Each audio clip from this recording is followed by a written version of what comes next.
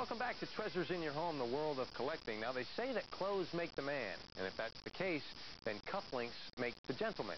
These accessories have been around for centuries, but have recently become a hot commodity with collectors. And joining us tonight with his personal collection of enamel cufflinks is Derek Anastasia. Derek, nice to see you tonight. Hey, good meeting you. Thanks for stopping in.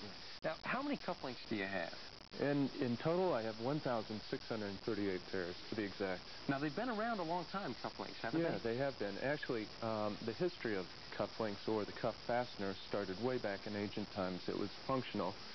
Even when it got cold out, things like that, they'd tie ribbon strings around their sleeves to keep, And those were really the first cufflinks. Exactly. Really. Yeah. You only collect the enamel ones, is I that only right? go after the enamel ones. Why is that?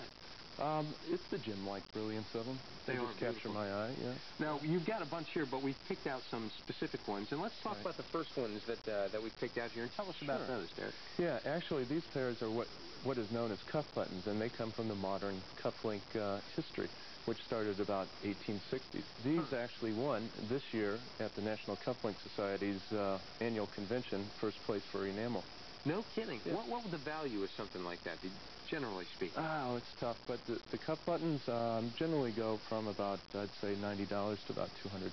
They are beautiful. Yeah. Right down the line here. What about the other pair here? We've got Victorian pair that very typical of the Victorian pair, the art design, the artwork, and the fasteners, which in the cufflink world tells everything about a cufflink. Oh, it does. That's where the information is, huh? Yeah, it tells us when it's dated, where it comes from, and fascinating. Yeah, and it can actually even tell manufacturers sometimes. Now, I think going along the lines of time, we have another pair here. Is that right? Sure. These are Egyptian Revival, about 1923. This was with the discovery of King Tut's tomb, and that's when the explosion came about the Art Deco period. I see. Boy, where do you find all these? Because, as you mentioned earlier, they are brilliant. I mean, they're just... Sure. Where do you find them? It's tough. As all the dealers know that how I do it, I get out there to go to antique shows. I go to collectible shows. You go anywhere you can find them. You beg, you plead, you borrow. You do anything you can do to get hold of these Anything things. but steal. Anything. How about these right here? These are typical examples of the Art Deco period. They're base metal. Yeah. They're what we call snappers. They were made by the Bear and Wild Company. And the value of those? Value of those, well, as far as value goes, the more colors in the enamel, generally, whether it's sterling or base metal, the more valuable they are. These are just pure examples. These things, I would say, in general, would go for about $150.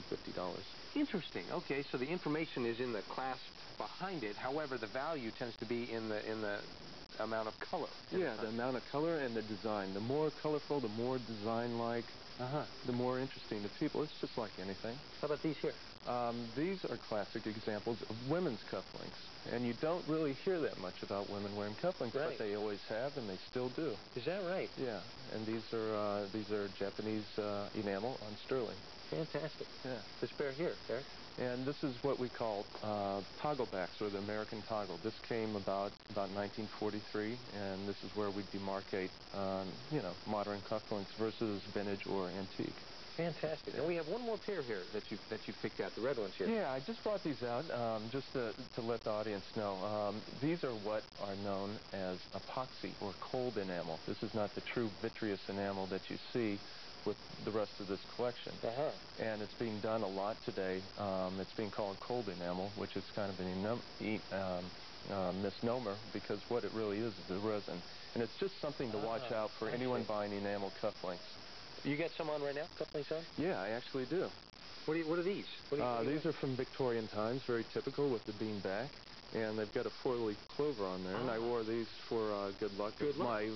My launch my website, enamelcufflinks.com. So Derek, nice to see you tonight. Thanks for stopping in. Okay. I just learned a ton. That was terrific. Yeah, good. Good luck on your collecting as well. Appreciate it very much, John. You got it. You got it.